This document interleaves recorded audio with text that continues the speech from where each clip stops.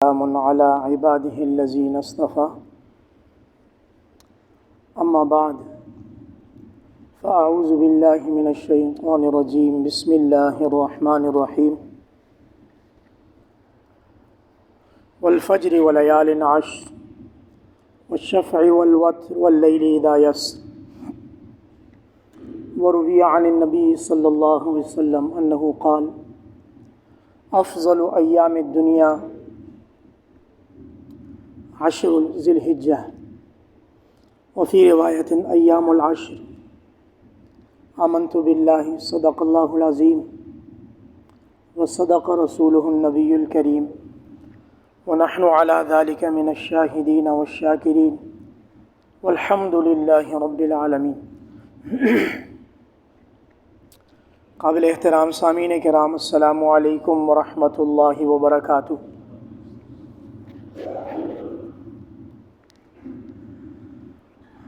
اللہ پاک کے فضل و کرم سے اللہ پاک نے ہمیں ذو الحجہ کا پہلا عشرہ نصیب فرمایا ہے۔ اس پر اللہ کا شکر ادا کرنا چاہیے کہ اللہ کریم نے ہمیں زندگی میں اتنی مہلت دی کہ ہم اتنے قیمتی عشرے میں داخل ہو گئے۔ اب اس قیمتی عشرے کو قیمتی بنانے کی کوشش کرنی ہے۔ کسی بھی دن اور رات کی فضیلت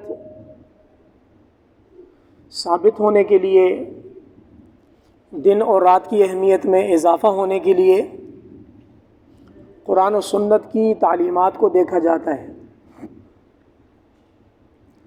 یہ جو دن اور رات ہیں، سال کے 12 مہینے ہیں، ان کے بارے میں اللہ رب العزت کا ارشاد ہے، ان عدت الشہور عند اللہ 12 شہرا فی کتاب اللہ یوم خلق السماوات والارض منها 4 حرم ذلک الدین القیم فلا تظلموا فیہن انفسکم۔ سورہ توبہ 10واں پارہ۔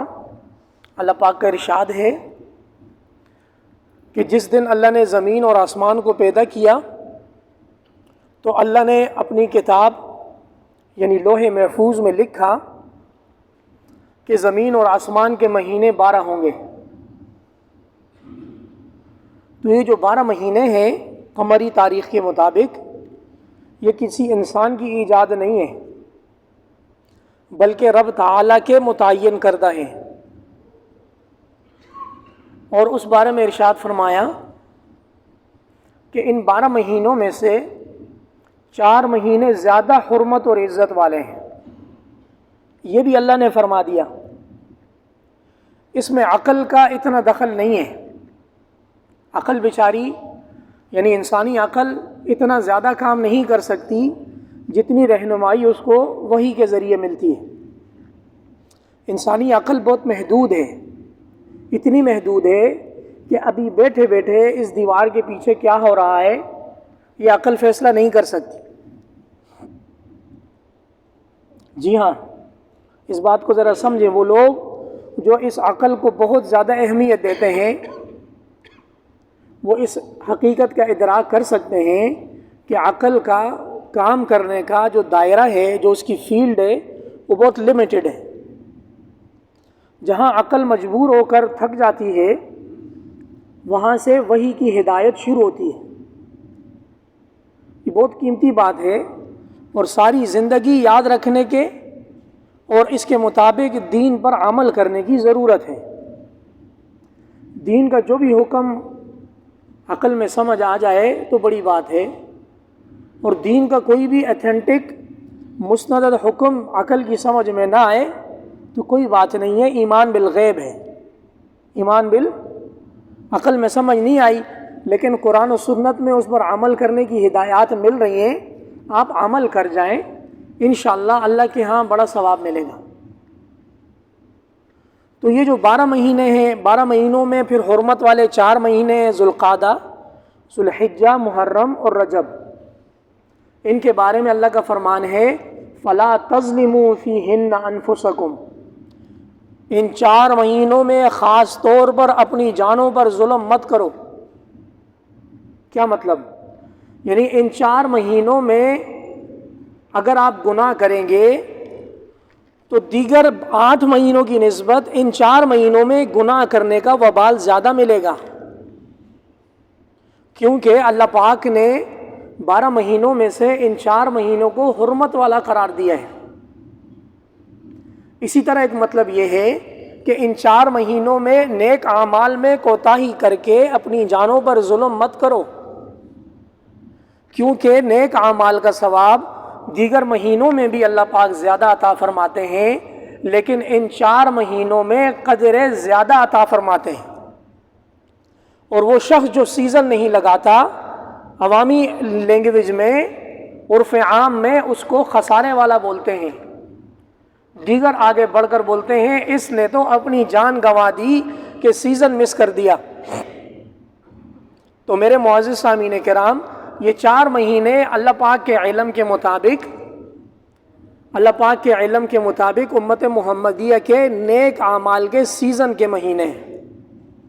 چنانچہ جو سیزن میں غفلت میں پڑا رہے گا وہ اپنا فائدہ بھی گنوائے گا، الٹا اپنا نقصان بھی کرے گا۔ بات سمجھ آ گئی؟ جب یہ 4 مہینے حرمت والے ہو گئے تو ان 4 مہینوں میں سے ایک مہینہ ذو الحجہ ہے، جس کی آج 4 تاریخ ہے اور پہلا جمعہ ہے۔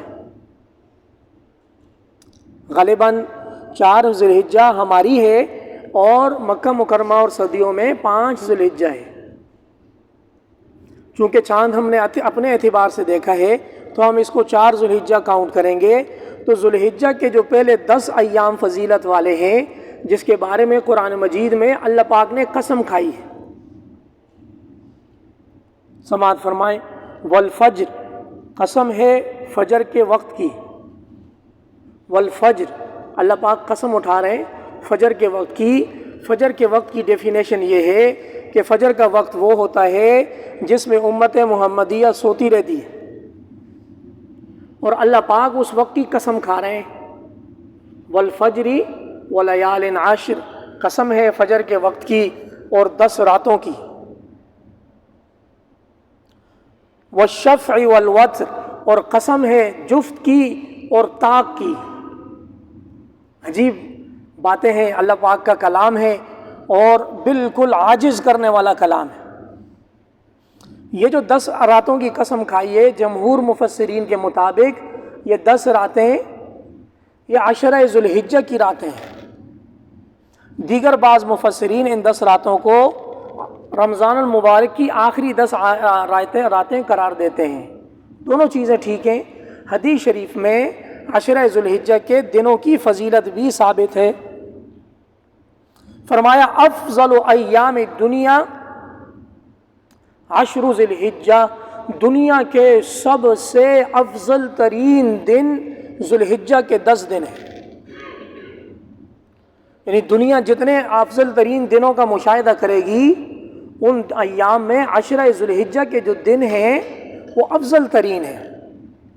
ایک طرف 10 راتوں کی قسم کھائی گئی ہے، دوسری طرف 10 دنوں کی فضیلت بتائی گئی ہے۔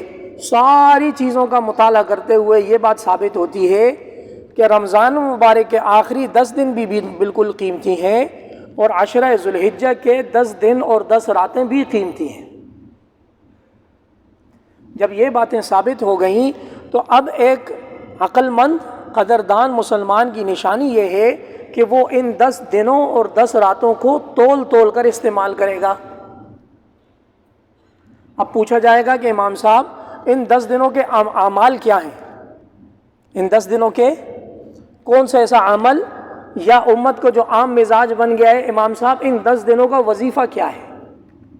ان 10 دنوں کا وظیفہ بتا دیں، چھو منتر کر دیں تاکہ ہم وہ اوپر اونچائیوں پر پہنچ جائیں۔ تو شریعت کا مزاج یہ ہے کہ شریعت انسان کی تربیت اور رہنمائی کرتی ہے سٹیپ بائی سٹیپ، اس پر عمل کرتے جائیں خالص نیت کے ساتھ، اللہ پاک بڑے درجات عطا فرما دے۔ سب سے پہلا عمل ان 10 دنوں کا گناہ اور استغفار، گناہ سے بچنا ہے اور استغفار کی کثرت کرنی، جیسے کہ آیت میں فرمایا گیا ہے فَلَا تَظْلِمُوا فِيهِنَّ أَنفُسَكُمْ، ان 4 حرمت والے مہینوں میں اپنی جانوں پر گناہ کر کے ظلم نہ کرو، یا ان 4 مہینوں کے قیمتی ایام کو ضائع کر کے اپنے اوپر ظلم نہ کرو۔ آخرت میں جب اللہ کا دربار لگے گا، اللہ کے دربار میں مہینوں اور ایام اور وقت کا آڈٹ ہوگا، آڈٹ میں پتہ چلے گا کہ یہ بندہ رمضان کے آخری عشرے کی راتوں میں بھی اپنا ٹائم سوشل میڈیا پر ضائع کرتا تھا، اور ذوالحجہ کے جو 10 دن تھے اس میں بھی ٹائم پاس یہ سوشل میڈیا پر کرتا تھا۔ پھر اس کی انگلیوں کے پوروں کے جو ٹچ ہیں، اس کی انگلیوں کے جو پوروں کے ٹچ ہیں، جب اس کی زبان بند کر دی جائے گی تو یہ انگلیوں کے پورے بولیں گے یا اللہ اس نے فلاں چیز پر کلک کیا تھا۔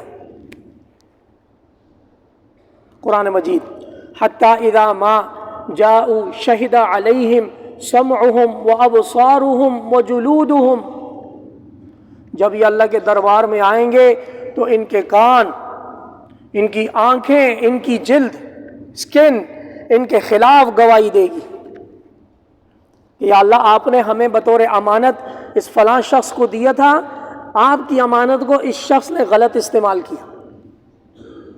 وَقَالُوا لِجُلُودِهِمْ لِمَ شَهِدْتُمْ عَلَيْنَا، یہ بندہ کہے گا ہائے رے میری سکن، ہائے رے میری جلد، تجھے کیا ہو گیا تو میرے خلاف گواہی دے رہی ہے۔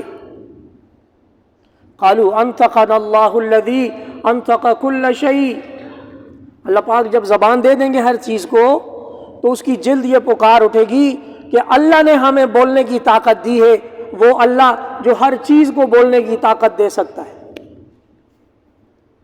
تو یہ جو عشرہ ذوالحجہ گزر رہا ہے، میرے عزیز بھائی، میرے عزیز بزرگ، میرے نوجوان ساتھی، یہ 10 دن ضائع کرنے کے نہیں ہیں۔ گزشتہ ہفتے میں جن لوگوں نے ہمارے ساتھ ظہر کی نمازیں ادا کی ہیں، ہم نے گاہے بگاہے کوشش کر کے تھوڑے تھوڑے اعمال بتانے کی کوشش کی۔ اس میں سب سے قیمتی بات یہ ہے جو آج دوبارہ ذکر کر دیتے ہیں، اگر ان 10 دنوں میں زیادہ فضیلت والے کام نہ کر سکیں، ان 10 دنوں میں کوتاہی کی وجہ سے، سیٹ ڈاؤن ہونے کی وجہ سے، مصروفیت کی وجہ سے، سولڈ ریزن ہونے کی وجہ سے آپ زیادہ نیک اعمال نہ کر سکیں، کوئی بات نہیں، خسارہ نہیں، لیکن یہ عزم تو کر لیں کہ ان قیمتی 10 ایام میں انشاءاللہ کوئی گناہ نہیں کریں گے۔ اور ہمارے اساتذہ نے ہماری تربیت یہ کی ہے کہ عزیز طلبہ، قیمتی ایام میں اگر نیک اعمال نہ ہو سکیں تو اس پر افسوس کر لیا کریں، لیکن قیمتی گھڑیوں میں یہ طے کر لیں کہ ان قیمتی گھڑیوں میں اللہ کی کوئی چھوٹی نافرمانی نہیں کریں گے۔ اور اگر دیکھا جائے تو یہ تربیت کا وہ انداز ہے کہ گناہوں سے بچنا خود ایک بہت بڑی نیکی ہے۔ حضور کا فرمان ہے اتق المحارم تکن اعبد الناس، اللہ کی حرام کردہ چیزوں سے بچتا رہے تو لوگوں میں ولی اللہ بن جائے گا، عبادت گزار بن جائے گا۔ تو عشرہ ذوالحجہ قیمتی دن گزر رہے ہیں، اللہ کریم ہمیں ان کی قدردانی کی توفیق عطا فرما دے۔ کرنے کا کام یہ ہے کہ ان 10 دنوں میں استغفار کی کثرت کریں، گناہوں سے بچتے رہیں۔ دوسرا کام، جن لوگوں نے قربانی کا ارادہ کیا ہے، یہ بھی ایک نیک عمل ہے کہ وہ ان 10 دنوں میں اپنے ناخن اور بالوں کو نہ تراشیں۔ تیسرا کام، ان 10 دنوں کے اندر دن کے اوقات میں نیکی میں اضافہ کریں۔ سعید بن المسیب صحابہ کرام کی کیٹیگری کے بعد تابعین والی کیٹیگری میں ٹاپ 10 میں آتے ہیں، ٹاپ 10 میں آتے ہیں۔ بڑا علم کا خزانہ ان سے مروی ہے۔ ان کے بارے میں آتے ہیں جب عشرہ ذوالحجہ داخل ہو جاتا تھا، کان یجتہد اجتہادا کثیرا، وہ دن کے ٹائم میں نیک اعمال میں بہت زیادہ جد و جہد کرتے تھے، یہاں تک کہ دیکھنے والے کو ان پر ترس آ جاتا تھا کہ یہ اتنی محنت کیوں کر رہے ہیں۔ بات سمجھ آ گئی؟ تو دن کے ایام میں نیک اعمال میں کثرت کرنا، نیک اعمال میں ایڈ آن کرنا، یہ ان 10 دنوں کا تقاضا ہے۔ اگلا نیک عمل ان 10 دنوں میں تکبیرات کی کثرت ہے۔ اللہ اکبر، اللہ اکبر، لا الہ الا اللہ، واللہ اکبر، اللہ اکبر وللہ الحمد۔ حضور صلی اللہ علیہ وسلم کی تعلیمات ہیں کہ ان 10 دنوں میں آپ تکبیرات کی کثرت فرمائیں۔ رمضان کے متعلق حضور نے ایک اور ارشاد فرمایا. حضور نے فرمایا رمضان میں 4 چیزوں کی کثرت کریں. لا الہ الا اللہ، استغفر اللہ، اسألک الجنہ واعوذ بک من النار. اسی نبی کریم صلی اللہ علیہ وسلم نے ان 10 ایام کے بارے میں فرمایا کہ اس میں تکبیرات کی کثرت کریں. ہمارا المیہ یہ ہے کہ ہم بہت ساری چیزوں میں غیر ضروری اہمیت دیتے ہیں، رسم و رواج کو دے دیتے ہیں، فضول بدعات کو دے دیتے ہیں، لیکن جو چیز قرآن و حدیث سے صحیح طور پر ثابت ہو ہم اس کو کرنے میں شرماتے ہیں اور شرمانے میں نمبر لے جاتے ہیں. عرب کا مزاج یہ ہے کہ آج کل ان کے گھروں میں، ان کی گلیوں میں، ان کی گاڑیوں میں ہر جگہ پر تکبیرات کی کثرت ہے. عرب کا سوشل میڈیا جو سلجھے ہوئے تربیت یافتہ لوگ ہیں اس میں اللہ اکبر کی نئی نئی ویڈیوز آ رہی ہیں. ان کا اپنا شوق ہے تکبیرات کے ساتھ. اور ہم لوگ ایام تشریق میں فرض نماز کے بعد اونچی آواز سے اللہ اکبر کہتے ہوئے شرماتے ہیں. یہ ساتھ والا سن لے گا. آپ کی آواز پردہ نہیں ہے. آپ کو کیا ہو گیا کہ آپ نے شرم کرنا شروع کر دیا؟ بلکہ حضرت ابو ہریرہ اور ابن عمر 2 جلیل القدر صحابی ہیں. سماعت فرمائیں.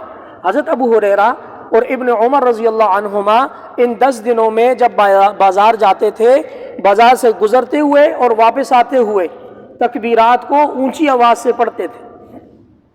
ان کے دیکھا دیکھی جتنے بھی بازار کے لوگ تاجر ہوتے تھے وہ بھی تکبیرات پڑھتے تھے. ایسا ماحول بن جاتا تھا کہ وہ گلیاں اللہ پاک کی بڑائی سے گونج پڑتی تھی. ہم مسلمانوں کا رویہ بالکل اس کے اپوزٹ ہے. ہمیں کرنا یہ ہے گھر میں داخل ہوں، آفس میں داخل ہوں، بزنس والی جگہ پہ داخل ہوں، گھر بن رہا ہے وہاں داخل ہوں، ڈیوٹی کرنے کے لیے کسی گیٹ پر کھڑے ہوں، مسجد صاف کر رہے ہیں، اپنے کام کر رہے ہوں، ہم تکبیرات کو اپنی زبان پر لے آئیں. یہ ان 10 ایام کے نیک اعمال میں سے ایک بڑا عمل ہے. اور اسی طرح اس عشرہ ذو الحجہ کا ایک سب سے اہم عمل جو صاحب استطاعت پر لازم اور واجب ہے وہ ہے اللہ کے نام پر قربانی کرنا. جی ہاں، یہ بہت بڑا عمل ہے. صحابہ کرام نے بھی جب قربانیاں کی تو نبی کریم صلی اللہ علیہ وسلم سے سوال کیا، حضور ما هذه الاضاحی، حضور یہ قربانیوں کا معاملہ کیا ہے؟ ہم پکڑتے ہیں جانور ذبح کرتے ہیں، حضور یہ قربانی کی حکمت بتا دیجیے. حضور صلی اللہ علیہ وسلم نے آگے سے بہت عجیب اور حکمت پر جواب دیا، بڑا عجیب جواب دیا. قربانی کی ڈیفینیشن بھی نہیں بتائی، دیگر چیزیں بھی نہیں بتائیں، بس قربانی کی جو بگننگ پوائنٹ تھا، اسٹارٹنگ تھا، وہ بتا دیا. فرمایا سنت ابیکم ابراہیم. میرے صحابہ، یہ قربانی کا پورا عمل آپ کے والد ابراہیم کی سنت ہے، اس کو کرے جاؤ. کیسا جواب ہے؟ میں نے اپنی بات کی شروع میں ایک نقطہ عرض کیا تھا کہ بعض اوقات دین کی بات عقل کی سمجھ میں نہیں آتی. کوئی بات نہیں، اگر وہ بات قرآن و حدیث سے صحیح روایات سے ثابت ہے تو اس کے کرنے میں ذرا بھی نہ ہچکچائیں، کر گزریں. اجر اور اس کی حقیقت اور اس کے اندر اس کا جو فلسفہ ہے وہ اللہ پاک کبھی نہ کبھی سمجھا دیں گے. لیکن جب تک سمجھ نہیں آتی اس وقت تک آپ عمل کرنے سے ہی پیچھے ہو جائیں کہ یار اس حکم کا جب تک لوجک مجھے سمجھ نہیں آئے گی میں اس وقت تک نہیں کروں گا، تو یہ آپ کی محرومی ہے. یاد رکھیں، قربانی کا معاملہ اللہ نے موقع دیا تو عید والے دن بھی بیان کیا جائے گا. قربانی کا معاملہ ایسا ہے کہ اس سلسلے میں چند افراد مسلمانوں کو، سادہ لوح مسلمانوں کو بہکانے کی کوشش کرتے ہیں. کالم لکھے جاتے ہیں، پروگرام ہو رہے ہیں، NGOs قائم ہو رہی ہیں کہ یہ جانوروں کا خون کیوں ذبح کر رہے ہیں، جانوروں کا خون کیوں بہا رہے ہیں. گندگی بھی ہوتی ہے، اس سے نسل کشی بھی ہو رہی ہے، اور اس سے کانگو وائرس اور دیگر طرح کی بیماریاں بھی ہو رہی ہیں. بہتر یہ ہے کہ یہ قربانی کے جانور کے پیسے کسی غریب مسکین کو دے دیں. قربان جاؤں، سبحان اللہ، اتنا پرفریب نعرہ بنایا ہے کہ جس کی جتنی تعریف کی جائے کم ہے. ایک طرف تو اس رقم کو غریب مستحق مسلمانوں میں خرچ کرنے کی ترغیب دی جا رہی، اور دوسری طرف قربانی کے سارے عمل کو گندگی قرار دیا جا رہا ہے. چنانچہ ایک سادہ لو مسلمان ہائی جیک ہو جاتا ہے، یہ بات تو ٹھیک ہے یار، قربانی کا حکم تو اتنے 100 سال پرانا ہے، فی زمانہ میرا پڑوسی بھوکا مر رہا ہے، تو اب تو قرآن کی تعلیمات بھی یہ ہیں اور حدیث کی تعلیمات بھی یہ ہیں کہ کسی غریب مستحق کی مدد کی جائے۔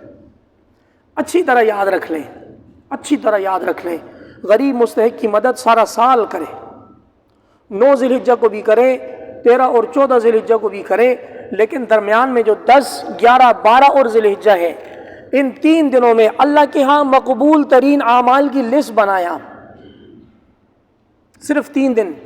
دیکھیں، دین نام ہے رب مانی کا، من مانی کا نام دین نہیں ہے۔ دین نام ہے رب تعالیٰ کی ماننے کا، دین نام نہیں ہے اپنے من کے اندر جو ہے اس کی ماننے کا۔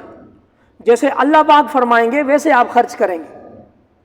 یہ جو 3 دن آ جاتے ہیں 10، 11 اور 12، افضل ایام النحر یوم العشر، قربانی کے دنوں میں سب سے افضل ترین دن 10 ذی الحجہ کا ہے، اس کے بعد 11 ذی الحجہ کا ہے۔